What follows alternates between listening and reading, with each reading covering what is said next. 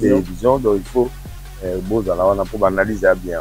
Là, comment c'est pas non. Chaque semaine, il faut y aller. Non, pas analyser, c'est vraiment important. Bon, s'abonner, on a abonné pour vous analyser. Rafale Télévision, pour s'abonner, vous n'allez jamais déçu.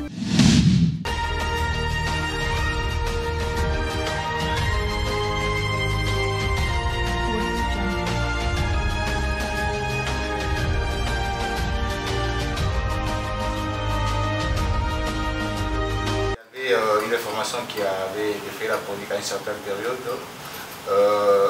Il y a M. Dodo qui a parlé des salaires de votre staff technique. On vous avait posé cette question à la veille d'un match, vous avez dit que ce n'était pas le moment. Est-ce qu'aujourd'hui on peut savoir, est-ce que les sabres a été rémunéré de la manière dont on s'attend par rapport à votre contrat? Il y a toujours un petit peu de retard sur les salaires. Mon personnage, vous me dites, je dis, il y a toujours de retard, mais le gouvernement et le ministère fait en sorte de régulariser tout ça, et je ne suis pas du tout inquiet par rapport à ça. On a la chance d'être très bien soutenu par le président de la République et tout le gouvernement, et nous, notre objectif, c'est les objectifs sportifs, et bien sûr que voilà, je sais que ça va être régularisé, en tout cas je l'espère, mais j'ai pas de doute par rapport à ça, et je suis beaucoup plus focus sur la partie footballistique que sur la partie financière, parce que j'ai eu des garanties par rapport à ça, donc il n'y a pas de sujet en fait. Au niveau des joueurs, alors on a convoqué 26 joueurs sur ce stage. On espère qu'il n'y aura pas de pépins particuliers sur les derniers matchs qui vont arriver pour eux en club. On est déjà qualifiés. Notre objectif, nous, c'est de gagner les 2 prochains matchs. Parce que, avant tout, on est lancé dans une compétition. C'est vrai que j'avais dit que l'objectif principal, c'est d'être dans les 2 premiers pour se qualifier à la CAN. C'est ce qui a été fait. Et maintenant, en tant que compétiteur, on se remet des objectifs de points. Et on aimerait effectivement gagner ces deux prochains matchs. Après, comme vous l'avez souligné, on a forcément une opportunité pour pouvoir sans doute voir certains joueurs à l'œuvre sur ces 2 matchs.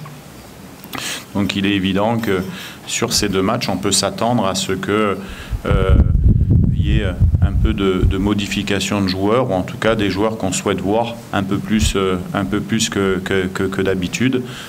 Mais dans globalité, nous, ce qui va nous intéresser, c'est aussi de garder une certaine structure d'équipe. Vous savez que c'est difficile pour un entraîneur de changer 11 joueurs un coup sur le terrain. Il y a des repères qui se perdent, il y a des choses, mais en tout cas, c'est une occasion qu'on a rarement. Derrière, on enchaînera sur des dates au mois de mars qui seront des dates Coupe du Monde très importantes pour nous, où les tests, on ne pourra pas les faire. Donc c'est vrai que c'est une bonne opportunité pour nous. Donc il y aura, oui, un petit peu pas de turnover, mais en tout cas des opportunités de joueurs de nous montrer des choses, voir si ils sont capables de pouvoir continuer avec nous, en tout cas de les évaluer un peu plus en profondeur. Et je pense que c'est bien aussi en termes de génération de régénération d'objectifs. Ça veut dire que oui, il y a des joueurs qui vont devoir prouver des choses, et ça c'est bien pour l'équipe. Deuxième point sur cette même question, on a aussi dans notre gestion à nous des gestions de suspendus et de cartons jaunes. Vous savez, si vous avez suivi la dernière fois le dernier match au Soudan qualificatif, vous savez que Dylan Batoubinsika avait pris un carton jaune le dernier match, qu'il n'avait pas pu. Il avait été suspendu pour le premier match de la CAN. Ce sont les règlements. Donc on en est conscient. Donc il y aura certainement un peu de gestion sur le deuxième match issu de cette problématique. Et ça, c'est une chance pour nous de pouvoir le gérer pour essayer d'avoir un maximum de joueurs disponibles sur le premier match de la CAN au mois de décembre au Maroc. C'est ce match du Tchad qui est important. Vous savez qu'il y a la CHAN qui va dans le sens au mois de février, qui va être faite le mois de février, et que aujourd'hui le championnat local est reparti depuis l'année dernière. Il fonctionne bien. On a vu des matchs qui étaient très intéressants depuis le début de la saison, et il est du rôle on va dire, du sélectionneur DA de suivre cette génération-là, parce qu'on s'aperçoit qu'effectivement, à terme, des locaux pourraient revenir rejoindre les A. D'où ma présence ici avec eux pour regarder, pour bien connaître les joueurs. C'est rare d'avoir les joueurs entre les mains sur les séances d'entraînement, même si on n'est pas sur les séances, mais voilà, je ne sais pas si vous avez pu assister à l'opposition de mercredi. On aura une autre demain à 15h30 que le sélectionneur à Otis a organisé. C'est des bonnes opportunités pour nous. Après, en anticipation de ces joueurs qui devraient découvrir les principes de jeu, les méthodes de fonctionnement DA, il est aussi important de pouvoir travailler de concert avec le staff des locaux amené par Otis et Daouda. Donc effectivement, Raphaël Hamidi est adjoint numéro 2, ce qui permet d'avoir une certaine coordination avec les A. Voilà pourquoi sa présence. La troisième question, c'est au niveau de Cédric, c'est ça, hein? Ok, voilà. Donc, comme je le disais, Cédric, déjà, c'est quand on a la chance d'avoir quelqu'un comme ça avec nous, qui aime autant le Congo. Sincèrement, on a beaucoup discuté. Cédric fait partie intégrante du projet encore des DA. Maintenant, il est en train de revenir dans son club, d'emmagasiner les performances. Il a besoin de temps, il le sait, on en a discuté, il fait tout, Cédric, pour revenir à son meilleur niveau. Je peux même vous dire qu'il a pris un préparateur physique spécifique en plus des séances aux Betis de Séville, et que l'intérêt pour la sélection, c'est d'avoir Cédric à son prime.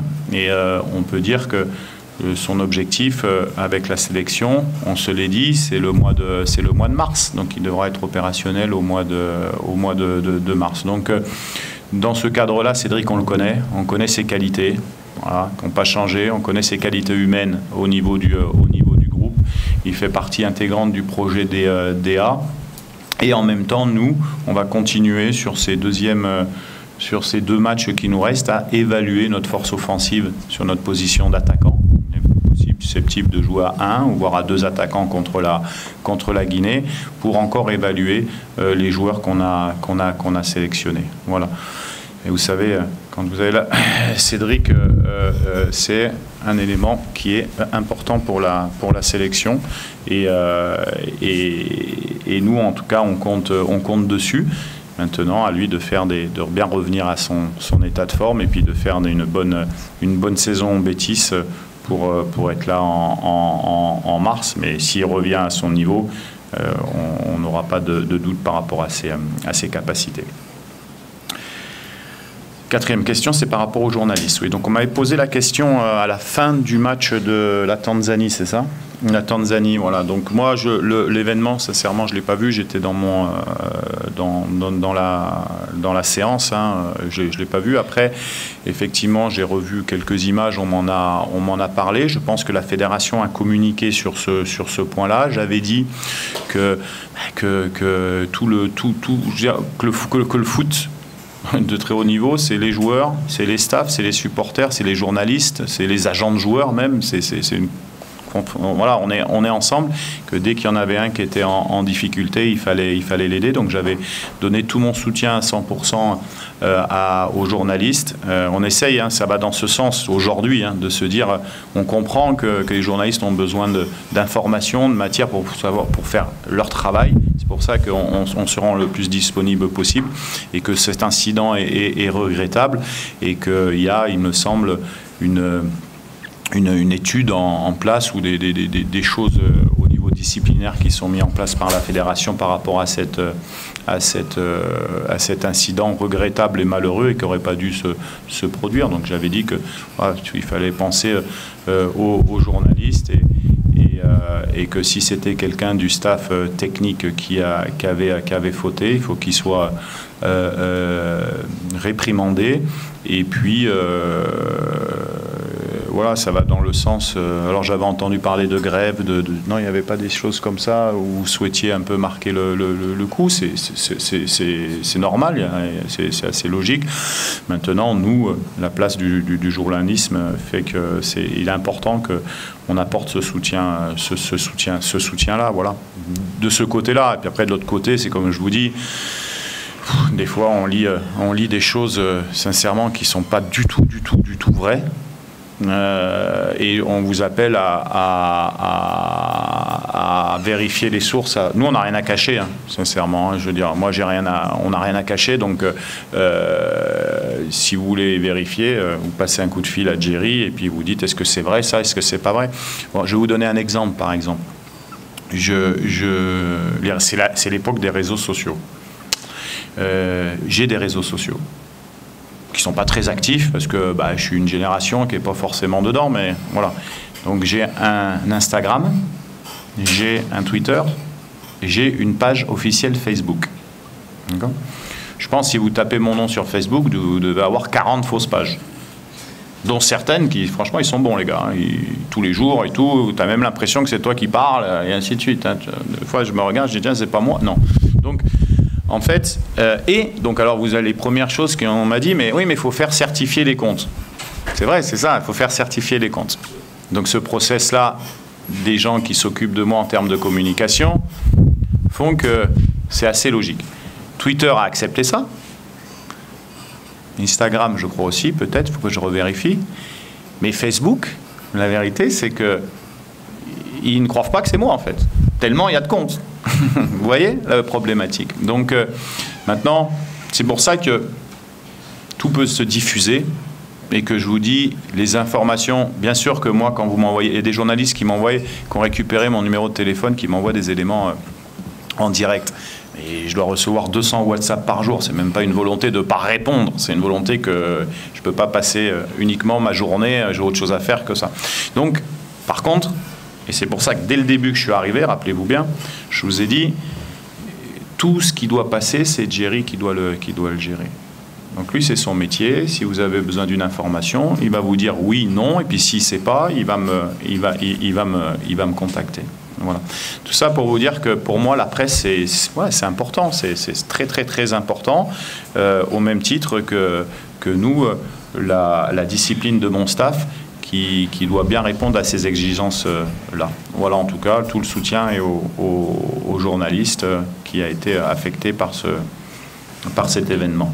Maintenant, on a de très bons défenseurs centraux, capables d'être assez intelligents dans le jeu de lancement, que ce soit Chancel, que ce soit Dylan, qui est une belle qualité également, que ce soit Baka, que ce soit Rocky, c'est pour ça qu'ils sont avec nous.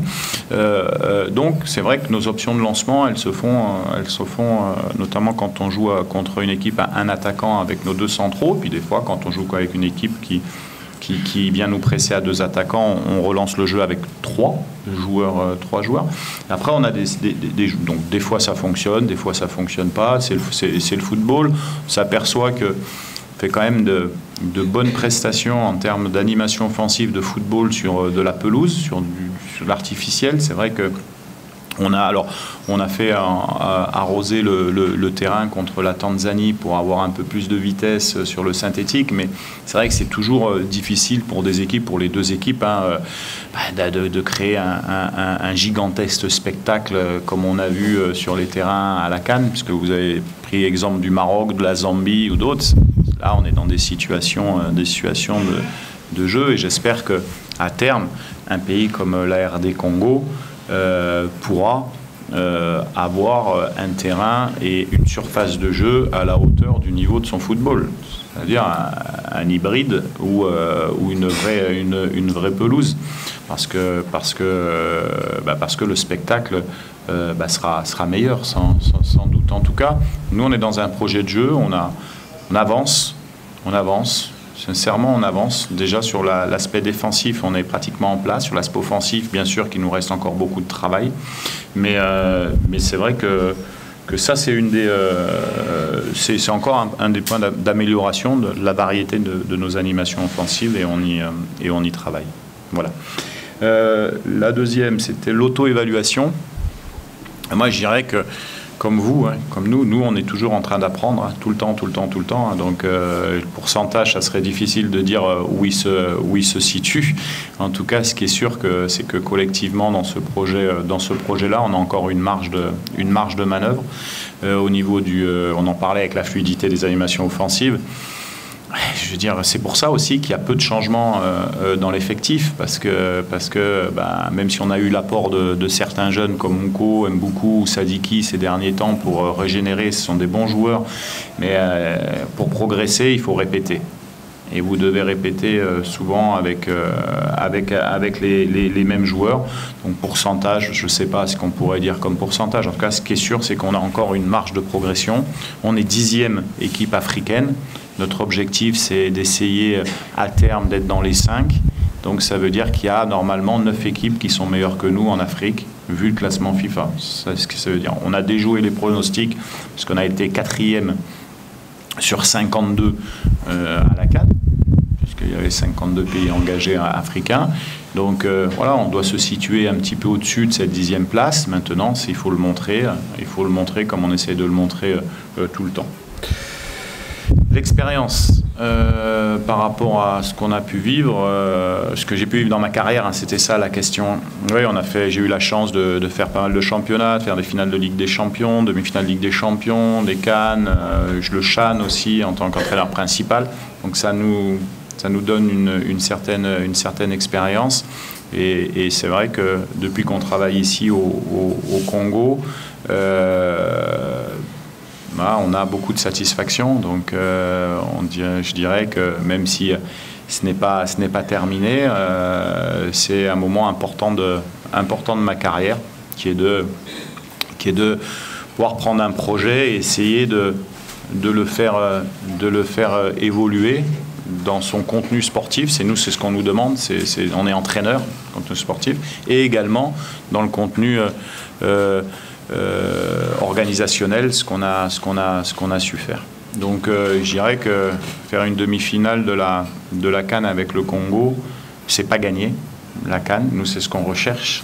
Bien sûr, ce serait encore des émotions meilleures, mais pour ça, il faut bien travailler.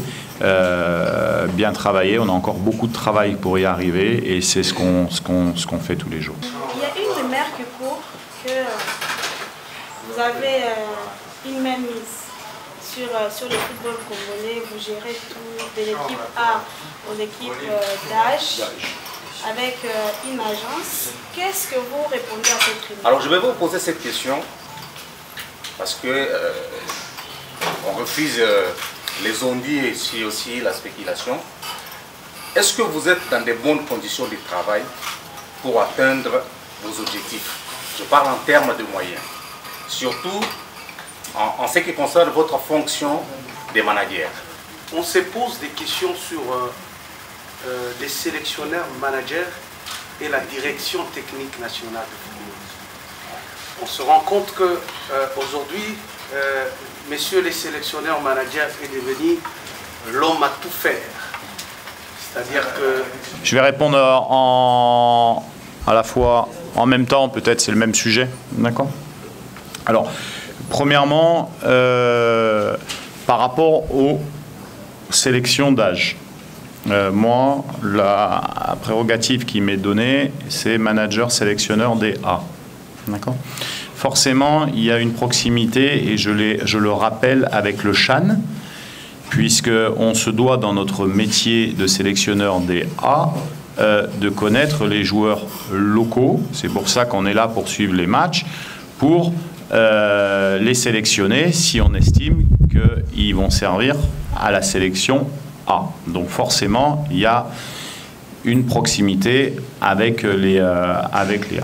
Au niveau du sélectionneur, je suis assez surpris que vous me posiez cette question avec Léa, puisque il n'y a pas eu de choix, puisque c'est le même sélectionneur qui est là depuis longtemps, qui est Otis Ngoma. Donc nous, à notre niveau, on ne choisit pas les entraîneurs. C'est la fédération et la DTN qui choisit les entraîneurs.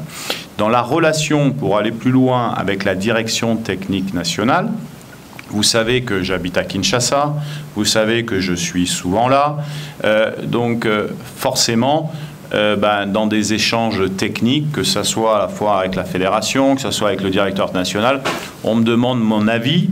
Pourquoi? Parce que le monsieur l'a rappelé, ça fait maintenant, ça rajeunit pas, mais presque 18 ans, dont 15 ans, que je suis sur le football africain. Donc je connais quand même beaucoup de choses et certaines personnes estiment que je peux avoir un avis et ils viennent, à titre consultatif, bien sûr, se dire, tiens, coach, qu'est-ce que vous pensez? Parce qu'on a cette situation-là. Moi, je donne mon avis, mais je décide, moi, dans la partie A.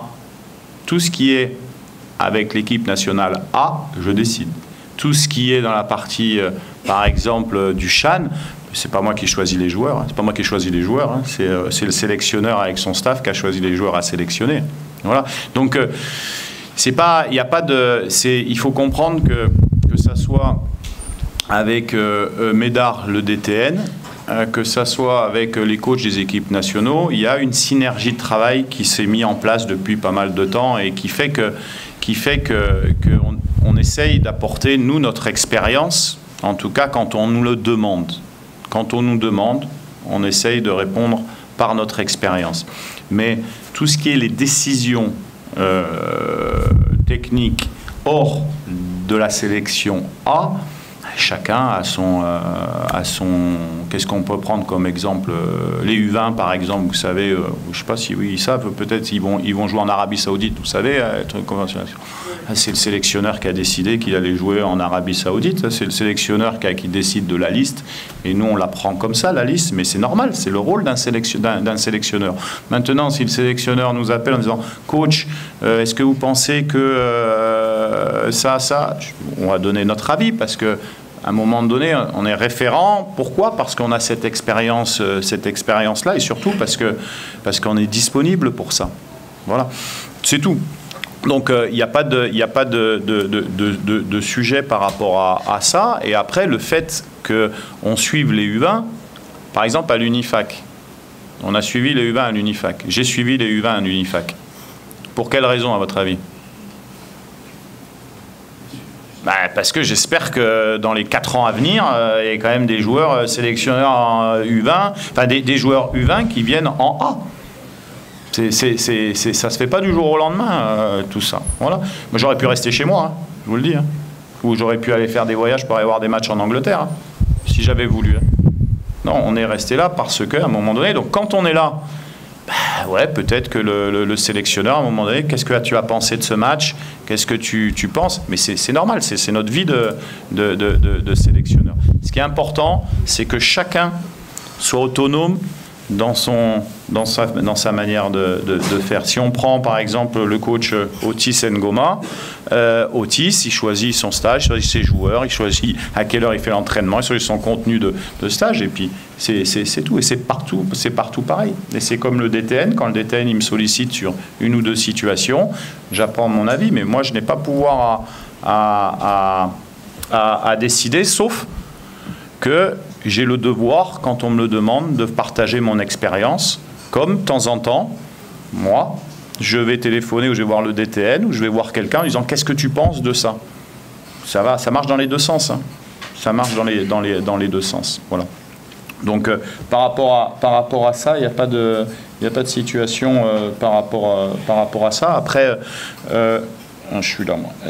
Les conditions de travail, je vais y revenir dessus. Et on m'avait posé une question aussi par rapport à l'organisation des matchs, c'est ça, il me semble. Hein. Ouais, donc, pareil, l'organisation, elle est claire. C'est que depuis, je ne sais plus, Dodo, je crois que c'est le ministre Condé, ou Condé, je crois. Hein, ils ont, comme il y avait le Connor, le ministère a décidé de passer par un organisateur de match pour gérer tous les aspects logistiques, en fait. Et donc, on travaille effectivement avec cette entreprise qui organise les matchs amicaux, la logistique, mais c'est pas uniquement Léa, hein, c'est les U20, c'est là le CHAN, c'est les filles aussi, il me semble, qui garantissent le fait que voilà, qu'il y ait une organisation de niveau professionnel. Donc on nous demande de travailler avec cette société, on travaille avec cette société parce que le ministère et la fédération nous l'ont demandé.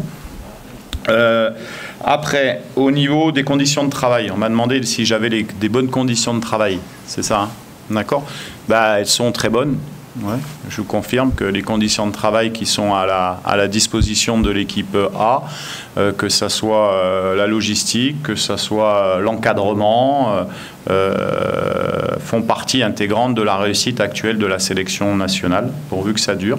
Mais en tout cas, on est dans des très bonnes conditions de travail parce que la fédération voilà, travaille dans ce sens-là et que le ministère et que le gouvernement soutient l'équipe nationale.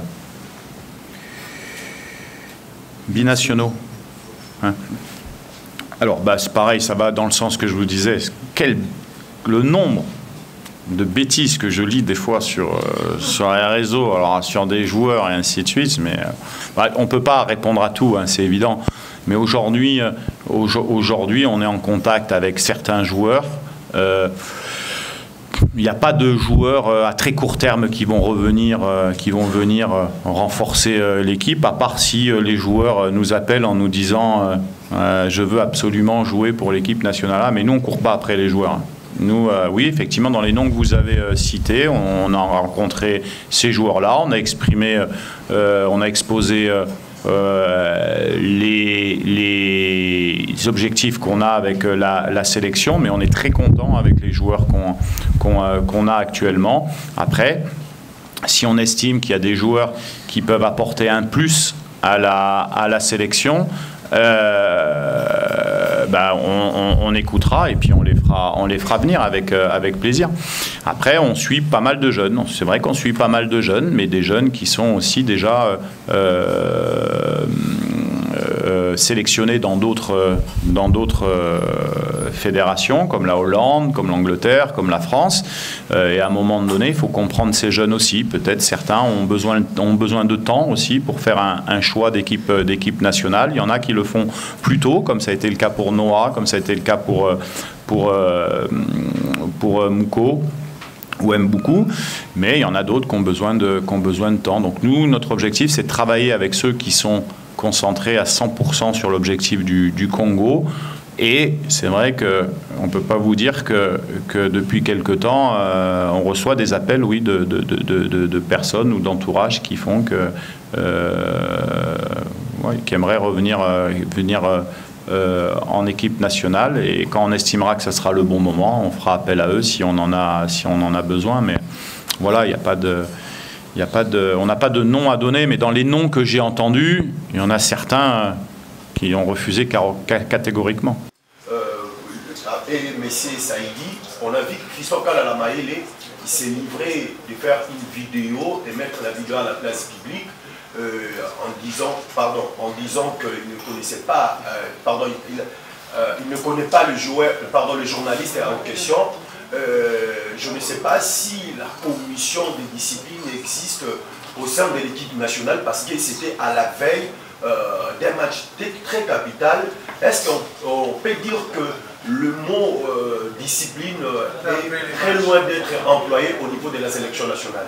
Oui, alors sur les CAF Awards, oui, bien sûr, c'est forcément toujours un honneur d'être représenté. Alors à titre personnel, mais aussi à titre pour le Congo. Je ne suis pas le seul. Il y a le gardien, il y a Chancel, il y a aussi l'équipe en elle-même qui est nominée. Donc ça va dans le sens où ça récompense ces nominations, le travail qui est fait depuis quelques temps. C'est pour Léa. Je pense que s'il y en avait pour les catégories d'âge, ça aurait été aussi le cas. Il ne faut pas oublier que l'année 2025 qui est devant nous, est quand même assez exceptionnel pour la RDC. On met souvent en avant la sélection A, mais il va y avoir les U20 qui sont qualifiés pour la CAN, les filles également qui sont qualifiées pour la CAN, et il y aura un match d'appui pour le CHAN. Donc on peut dire que cette année 2025, elle note aussi le fait que le football congolais dans son ensemble progresse, et nous, ce qui va nous intéresser plus que d'avoir un titre au Awards, c'est d'avoir des résultats et des titres dans ces compétitions. Voilà, je pense que ça soit le football congolais dans son ensemble mérite de bien figurer dans ces compétitions. Je ne sais pas si ça s'est déjà fait, où il y avait 3 CAN la même année, U20, féminine, A. Je ne sais pas, faudrait voir, peut-être le CHAN si on a la chance de se qualifier. Féminine et A, même année, et à un certain moment c'était A et féminine. Mais il n'y en a jamais eu 3 la même année. Non, pas 3. Voilà. Donc, U20 et U20, d'accord. Donc voilà, mais ça fait toujours plaisir. Au niveau de Mayele, au niveau de la discipline de Mayele, on a des règlements intérieurs qui régissent la sélection. Sincèrement, depuis 2 ans et demi, à part peut-être, on a dû s'appuyer 1 ou 2 fois sur ce règlement intérieur en discipline pour 1 ou 2 retards de 3 minutes dans un repas ou dans une causerie, mais sinon on n'a jamais eu à activer parce que les garçons font preuve d'une discipline exemplaire. D'accord. Par rapport à Mayele, bon, on a eu la connaissance effectivement d'une participation à un live, donc ça fait partie d'une discussion qu'on aura tranquillement avec lui, mais je peux vous garantir que Mayele, c'est quelqu'un peut-être le plus professionnel de tous. Maintenant, comme tous les joueurs, il faut faire attention à la communication quand on représente le maillot. Je pense que c'est un des joueurs, comme tous les autres d'ailleurs, qui, quand il porte le maillot de la RDC ou quand il est soldat du Congo dans le football, qui fait preuve vraiment beaucoup de volonté et d'abnégation. Troisième, c'était sur Rocky Bouchiri. Ouais, Rocky vous savez, quand vous sélectionnez des joueurs, il y a le match, c'est vrai. Il y a les séances d'entraînement également. À très haut niveau, vous avez besoin de certaines choses. Alors, je vais pas épiloguer sur le fait que y ait Rocky ou qu'il n'y ait pas un autre. C'est pas un élément individuel que je vous dis. Mais s'il est là, c'est qu'on estime qu'à son niveau, il est très important. Il est très important. Dans les séances d'entraînement, il est très important. Dans l'impact mental, il est important. Dans différentes choses, il est important. Et vous savez aussi, et c'est là qu'il faut. Vous auriez pu me poser cette question sur la CAN, par exemple. Vous avez des joueurs. Tous les joueurs qui sont sélectionnés ne sont pas titulaires dans leur club. D'accord. Pourquoi ? Parce que tous les joueurs que nous on met sur une feuille de match ne sont pas titulaires non plus. Vous avez des remplaçants, vous avez des titulaires. Donc c'est dans une réflexion globale. Maintenant, dès qu'on va avoir la possibilité, on l'a déjà fait jouer. On l'a déjà fait jouer, souvent, mais pas en match officiel, mais on l'a déjà fait jouer. Maintenant, il est en attente de nous montrer sur un match officiel de quoi il est capable. Voilà. Mais dans la gestion globale, qu'est-ce qu'on a fait ? Allez, on peut dire la défense centrale, vous l'avez rappelé, mais je vais répondre tout à l'heure, on n'a pas pris de but depuis quelques matchs. Parce qu'on a fait le choix d'une certaine stabilité aussi. Donc à un moment donné, les joueurs qui ne jouent pas, il faut aussi qu'ils puissent garder cette énergie aussi. Et ça, c'est un rôle d'être professionnel. Il y en a qui peuvent, il y en a qui ne peuvent pas. C'est comme ça. Donc en tout cas, ce qui est sûr et certain, c'est que dès qu'on aura la possibilité de lui donner une chance, on lui donnera parce qu'il le mérite et que c'est, je peux vous garantir, un sacré warrior pour le pays et toujours positif pour ses coéquipiers, mais avant tout un très bon joueur de football.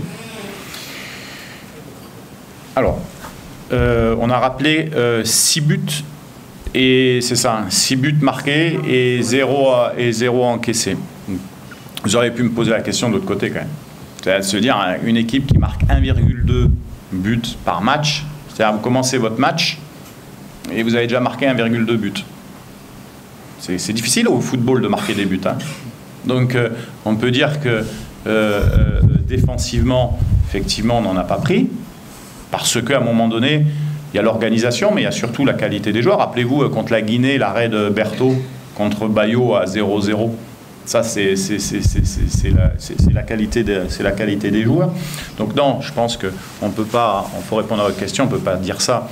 On s'appuie sur une assise défensive solide parce qu'on a de bons joueurs et qu'on sait qu'on a la capacité de marquer à tout moment. Donc marquer 6 buts dans une phase de qualification très serrée, parce que les équipes, les matchs, vous les avez vus, on n'a pas eu un match facile, même contre l'Éthiopie, même la dernière fois contre la Tanzanie, on a marqué à la 88e minute. C'est des matchs qui sont compliqués aujourd'hui. Et marquer 6 buts, c'est que effectivement on attaque et qu'on se crée des occasions. Quel système de jeu les RDC jouent? Parce qu'on a tendance de voir qu'à chaque fois, les RDC, dans chaque rencontre, les RDC n'a pas un système de jeu qu'on peut dire que nous n'avons pas la cohésion nécessaire pour jouer tous ces matchs-là, parce qu'on voit à chaque rencontre une équipe séparée en 4 parties. D'après vos prévisions, à quand viendra le tour des U20 locaux et des joueurs évoluant de notre sélection pour intégrer les sélections A, d'après vos prévisions? Elle était à propos de Yohan Wissa. Donc Yohan, c'est vrai que dans un système de 3-5-2 ou même généralement ma 2 attaquants, des fois en 4-4-2, mais c'est plutôt en 3-5-2 où il joue à Brentford, il est positionné dans un rôle qui est un peu plus axial dans la situation défensive. Maintenant, nous, en sélection nationale, on l'utilise, on va revenir sur les systèmes, mais soit en 4-2-3-1, soit en 4-3-3, ça va dépendre, et encore, il n'y a pas réellement de système, ça va dépendre comment vous animez les systèmes, mais on préfère plutôt qu'il parte de son côté gauche pour rentrer à l'intérieur, et en fait, on a des animations qui font que dès qu'il rentre à l'intérieur, il est deuxième attaquant. En fait, dès que ça nous permet de mettre Arthur Masuaku un petit peu plus haut et lui de le rentrer en deuxième attaquant quand nous on a le ballon de manière sécurisée. C'est ce qui s'est, rappelez-vous, le but du Togo où Edo Kayembe le lance. Il est dans une position presque axiale en fait, hein, derrière Romao. On avait vu que Romao dès qu'on était haut, il était un peu en manque de vitesse, donc on avait fait ce choix-là. Puis il centre et c'est Meshak qui met le but au second poteau. Donc en fait, il a un rôle qui n'est pas le même. Vous avez tout à fait raison, parce que le système de jeu entre les deux équipes ne sont pas identiques, mais il a un rôle dans la partie défensive et il a un rôle dans la partie offensive. Et dans la partie offensive, son rôle est à 50% côté, mais 50% aussi de nous amener un soutien à notre attaquant. Voilà un petit peu. Mais c'est la qualité des joueurs, c'est l'adaptation qu'ils doivent faire en sélection nationale. Parce que y en a qui sont capables de le faire et il y en a d'autres que non. Ils jouent dans un système. Et puis quand ils viennent en sélection, ils jouent dans un autre. Parce que nous, on estime qu'on a des joueurs qui vont mieux ensemble dans un système. D'ailleurs, on peut faire le lien avec le système de jeu. Je suis allé, vous savez, à Abidjan pour faire le point sur la CAN au niveau technico-tactique. Et donc il y a plusieurs statistiques de blocs équipe, de système de jeu, avec tous les sélectionneurs.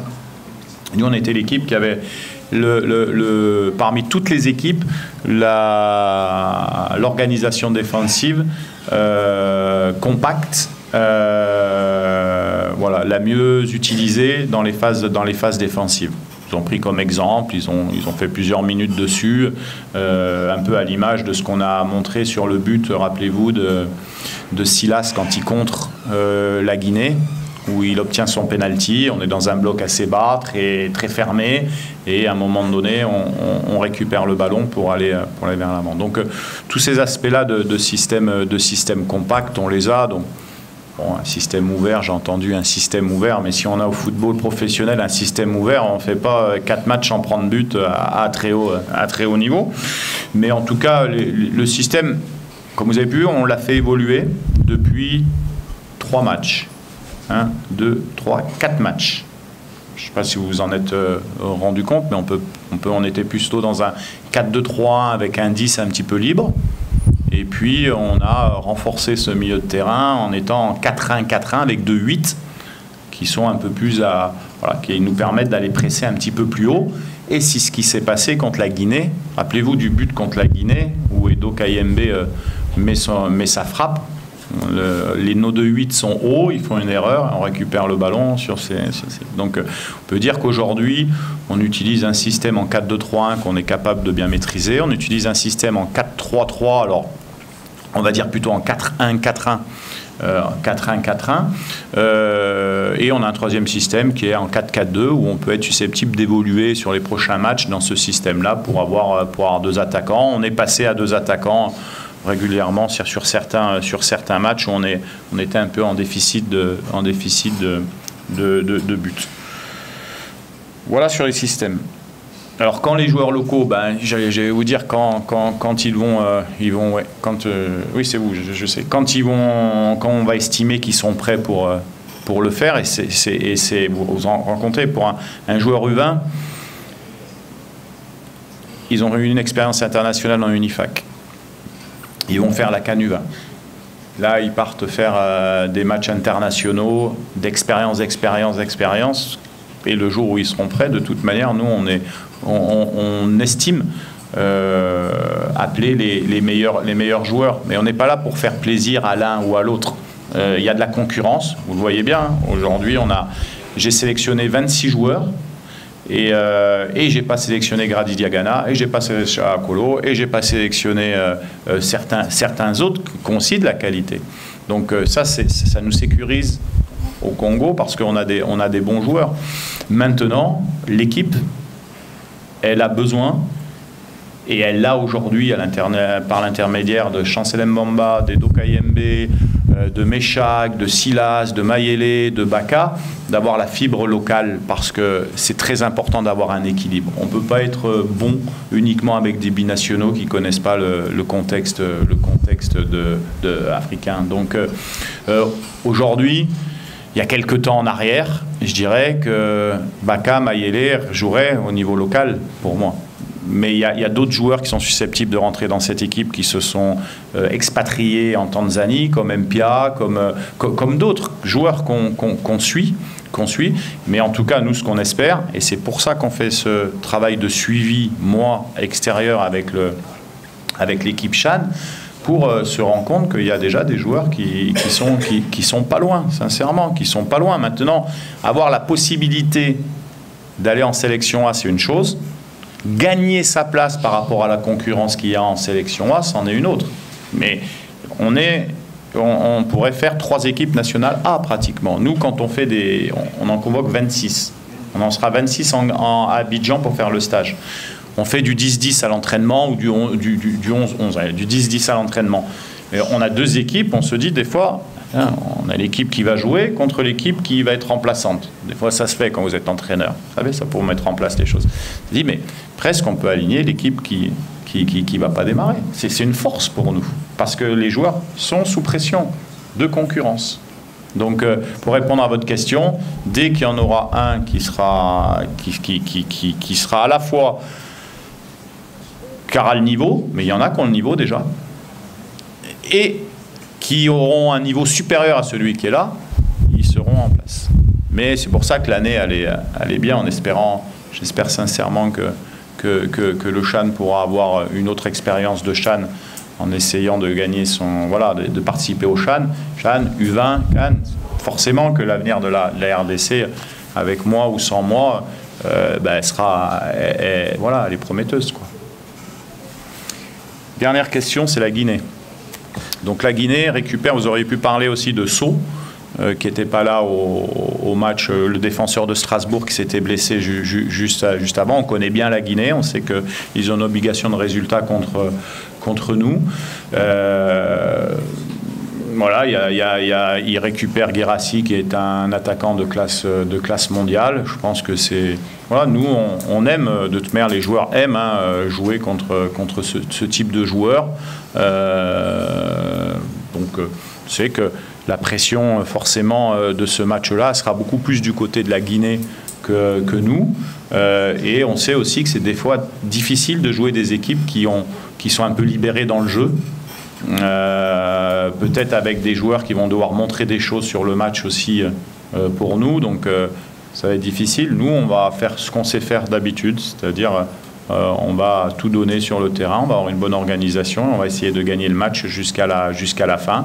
Après, s'ils seront plus forts que nous, ben, ils gagneront, et si on est plus fort qu'eux, ben, on espère l'emporter tout simplement, mais en tout cas voilà, on va jouer le match à fond.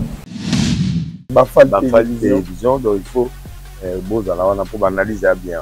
Là, comment c'est pas non. Chaque semaine, il faut y aller. Non, on va analyser tout. C'est vraiment important. Bon, s'abonner, on a abonné. Abonner pour vous, on va analyser. Bafal télévision, pour s'abonner, vous n'allez jamais déçu.